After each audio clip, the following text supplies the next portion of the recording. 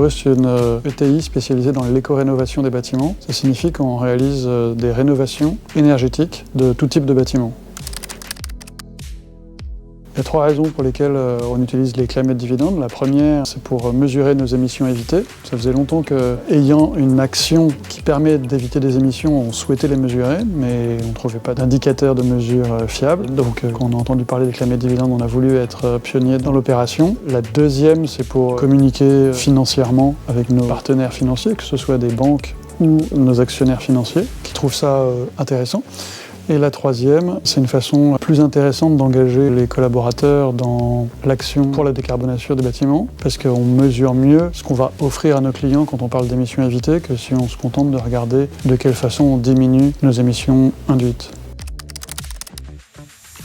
On utilise les dividendes climat plutôt que simplement mesurer nos émissions évitées parce que c'est un indicateur reconnu et élaboré de manière collaborative, notamment avec d'autres confrères du monde du bâtiment. Et ça, c'est important pour éviter tout greenwashing.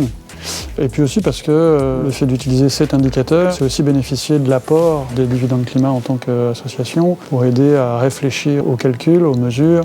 Et ça, c'est aussi assez précieux. Et ça rend le process finalement relativement simple. Toute entreprise qui est convaincue que son action permet d'éviter des émissions et qui est un peu frustrée de ne pas pouvoir en parler correctement. Si nous on s'y est mis, c'est dans le but de tester différentes actions ou différents métiers du bâtiment. Et donc ça peut s'adresser à des gens qui font de l'isolation thermique des bâtiments. Ça peut être aussi des électriciens, des chauffagistes, des menuisiers pour des menuiseries extérieures. Dans le monde du bâtiment, il y a finalement beaucoup d'entreprises qui pourraient être susceptibles d'être intéressées par les climate dividendes.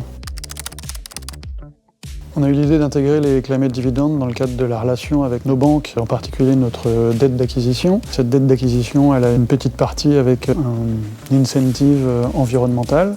Au lieu de prendre les critères standards et recommandés par le pool bancaire, on leur a suggéré, proposé et expliqué pourquoi ça pouvait être intéressant d'intégrer à 1/3 de la note totale cette mesure-là, cet indicateur-là, pour essayer d'être plus représentatif de ce qu'on a envie de faire et de dire, pas juste diminuer nos émissions induites, mais aussi contribuer à avoir un impact positif, ce qu'on va mesurer par les climate dividendes. Cet incentive environnemental, il permet, selon les niveaux atteints chaque année, de faire varier le taux d'intérêt de notre dette.